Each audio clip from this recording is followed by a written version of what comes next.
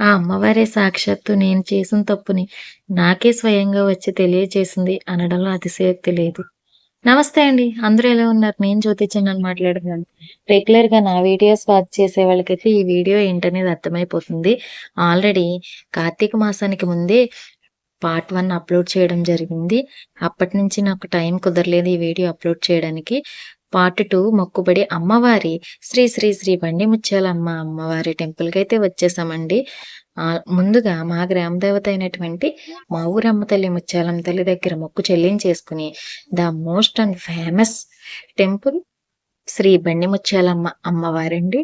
మొగల్తూరు దగ్గర ఎంతో ప్రసిద్ధికెక్కినటువంటి, ఎంతో మహిమాన్వితమైనటువంటి, కోరిన కోరికలను నెరవేర్చే కల్పతరువైనటువంటి అమ్మలగన్నమ్మ, ముగ్గురమ్మల మూలపటమ్మ, తాడి చెట్టులో వెలిసి ఉన్నటువంటి శ్రీ బండి ముత్యాలమ్మ అమ్మవారికి మొక్కును చెల్లించుకోవడానికైతే వచ్చేసామండి.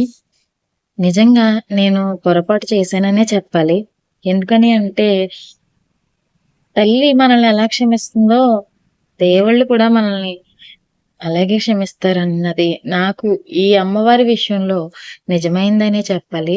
ఎందుకంటే నేను ముందుగానే అమ్మని అడిగా, "అమ్మా, ఒకవేళ నేను ఏదైనా తప్పులు చేసి హడావిడిలో మర్చిపోయి ఉంటే గనక నా తప్పుని నాకు గుర్తు చేసి నా మీద ఆగ్రహించకుండా అనుగ్రహించమ్మా" అని నేను అమ్మని ముందుగానే అడిగానండి. తల్లి చేసిన తప్పుల్ని గుర్తుపెట్టి కడుపులో పెట్టుకుంటుంది కదా!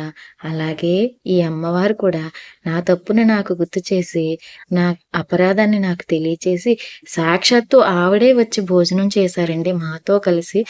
అదంతా ఏంటి అనేది వీడియో చివరిలో తెలుసుకుందాం. ముందుగా అయితే అమ్మవారిని దర్శనం చేసేసుకుని, ఇలా అమ్మవారి దగ్గర నైవేద్యం పెట్టేసి, అమ్మవారికి మొక్కు చెల్లించుకోవడానికి శారీ పెట్టడానికైతే వచ్చేసాము. శారీస్ వీడియోస్ ఆల్రెడీ చేశాను నేను. మంచి రెస్పాన్స్ వచ్చిందండి. అందరూ కూడా శారీస్ బాగున్నాయని కాంప్లిమెంట్ ఇచ్చారు. మళ్ళీ చెప్తున్నాను, నేను ముందు వీడియోలో కూడా చెప్పాను, మళ్ళీ చెప్తున్నాను.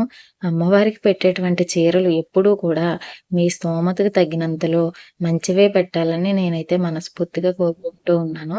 ఎందుకంటే ఆ అమ్మ ఇస్తేనే మనం, ఆ అమ్మ ఆశీర్వాదంతోనే మనం గాలి పీల్చినా, తింటున్నా, బ్రతుకుతున్నా అంతా ఆ తల్లి దీవెన వల్లే కదండీ! ఇంత చక్కని జీవితాన్ని మనకు అందించినటువంటి తల్లికి మనం ఏమిచ్చి రుణం తీర్చుకోగలం? కాబట్టి కనీసం మనకు ఉన్నంతలో అమ్మకి తృప్తిగా మంచిగా పెడదాం. ఆ తల్లి అది కట్టుకుంటారని కాదు. మనం పెట్టింది ఏదైనా సరే అమ్మ స్వీకరిస్తుంది అని చెప్పడానికి చాలా నిదర్శనాలే ఉన్నాయి. అందుకు దయచేసి నా ఒక్క ఈ విన్నపాన్ని మన్నిస్తారని మనస్ఫూర్తిగా కోరుకుంటూ, చల్లని తల్లి, చక్కని తల్లి, అందరి కోరికలు తీర్చే తల్లిని మీరు కూడా దర్శించుకుని ఆ తల్లి కృపకు పాత్రలు కావాలని మనసారా కోరుకుంటున్నాను. ఇక్కడైతే అమ్మని దర్శించేసుకుని అమ్మవారికి నైవేద్యం పెట్టేసి, చీర సారె పెట్టేసి అమ్మవారి మొక్కునైతే చెల్లించుకోవడం జరిగింది. ఇలా మాకు తోచినంత వరకు కూడా అమ్మవారికి తృప్తిపరిచాననైతే నేనైతే అనుకుంటున్నాను. ఆ జగన్మాతకి మనం ఎంత చేసినా తక్కువే కదండి. అలాగే ఈ ఫంక్షన్ అయితే చాలా బాగా జరిగిందండి. ఆ తల్లి దీవెన, మా గ్రామ దేవత మా ఊరమ్మ ముత్యాలమ్మ తల్లి ఆశీర్వాదం, అలాగే మా పుట్టింటి గ్రామ దేవత అయినటువంటి కడియాలమ్మ తల్లి ఆశీర్వాదం, వీళ్ళందరూ చలవ వల్ల అద్భుతంగా అంగరంగ వైభవంగా జరిగింది. వంటలన్నీ కూడా చాలా అద్భుతంగా కుదిరాయి. మొత్తం వీడియో తీయడం అయితే కుదరలేదు, కానీ చాలా బాగా చేయడం అయితే జరిగింది. రెస్పాన్స్ కూడా బాగా వచ్చింది. బంధుమిత్రులందరూ కూడా బాగా వచ్చి మా అందరినీ అర్థం చేసుకుని సపోర్ట్గా మొత్తం అంతా దగ్గరుండి చక్కగా జరిపించారని చెప్పుకోవాలి. వాళ్ళందరికీ ఈ వీడియో ద్వారా మరొక్కసారి థ్యాంక్ యూ చెప్పుకుంటున్నాను. అలాగే అమ్మవారు చేసిన అద్భుతాన్ని కూడా చెప్పుకుందాం. ఇక్కడైతే మా మమ్మీ కూడా వేసేస్తున్నారండి టైం లేక. అమ్మవారి అద్భుతం ఏంటి అని అంటే, ఇలాంటి మొక్కుబడులు చెల్లించుకున్నప్పుడు మొట్టమొదట మనం భోజనాలు పెట్టుకున్నా, ఏం పెట్టుకున్నా కూడా అమ్మవారికి మనం చేసిన వంటలను అయితే తీసి ఒక ప్లేట్ అయితే పెడతాం కదండి అమ్మవారి పేరు చెప్పి. యాక్చువల్‌గా అసలు మా ఇంట్లో కూడా ఏ చిన్న ఫంక్షన్ జరిగినా, ఏది చేసుకున్నా కూడా అమ్మవారికి ఖచ్చితంగా నైవేద్యం అనేది ఎప్పుడూ పెడతాము. నాకు ఈ వచ్చిన రిలేటివ్స్‌ని రిసీవ్ చేసుకుంటూ ఉండడంలో, ఈ పెట్టడం అనేది కూడా మర్చిపోయాను నేను హడావిడిలో. అమ్మవారికి భోజనం రెడీ అయిన తర్వాత నైవేద్యంగా చూపించలేకపోయాను. కానీ మొత్తం ఫంక్షన్ అంతా అయిపోయింది. అయిపోయిన తర్వాత మేము లాస్ట్‌లో భోజనం చేయడానికని వెళ్తే, ఒక ఆవిడ వచ్చి మా సిస్టర్‌తో మాట్లాడుతున్నారు మా చెల్లితో. వెళ్ళి రిలేటివ్స్ ఎవరో అయ్యుంటారులే నాకు తెలీదని అనుకున్నాను. కానీ అమ్మవారు అనుకోకుండా ఆవిడ ఆశీర్వాదాన్ని నాకివ్వటానికి వేరే ఆవిడ రూపంలో వచ్చి మాట్లాడుతూ ఉంటే ఎవరో రిలేటివ్స్ కోసం నాకు తెలియని ఆవిడేమో వచ్చారేమో మామూలు క్యాజువల్‌గా మాట్లాడదాం అని చెప్పి నేనైతే నవ్వుతూ ఉన్నాను. ఎవరని అడిగారు నాకు తెలీదు అని చెప్పాను నేను. చెప్తే అప్పుడు ఆవిడ నవ్వారు. నవ్వి "నువ్వు నిదర్శనం చూపించమని నన్ను అడిగావు కదా! నువ్వు ఏం తప్పు చేసావో నీకు గుర్తుందా? నువ్వు మర్చిపోయిందేంటో నీకు గుర్తుందా?" అని అడిగారు నన్ను. నాకు ఏం పొరపాటు చేశానో గుర్తులేదమ్మా చెప్పండి అని అడిగితే, "నువ్వు నాకు భోజనం పెట్టావా? భోజనం తయారయిన తర్వాత వచ్చిన వాళ్ళందరికీ పెట్టుకున్నావు కానీ నాకు పెట్టావా?" అని అడిగారు. "నైవేద్యం పెట్టానమ్మా" అని అన్నాను. "నైవేద్యం కాదు ఇవన్నీ అయిన తర్వాత పెట్టావా?" అని అడిగారు.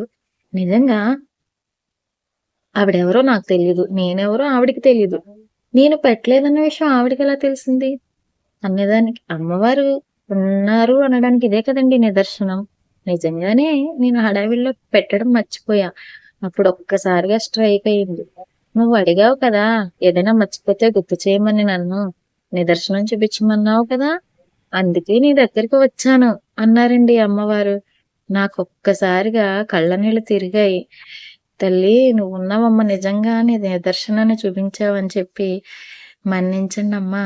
రండి భోంచేయండి" అని అడిగితే, వచ్చి ఆవిడ మాతో పాటు భోంచేసి, నన్ను ఆశీర్వదించి, దీవించి వెళ్ళారండి. చాలా ఆనందం వేసింది. అమ్మవారు ఆ రూపంలో వచ్చి నన్ను ఆశీర్వదించడం అనేది మిరాకిల్ అనే చెప్పాలి.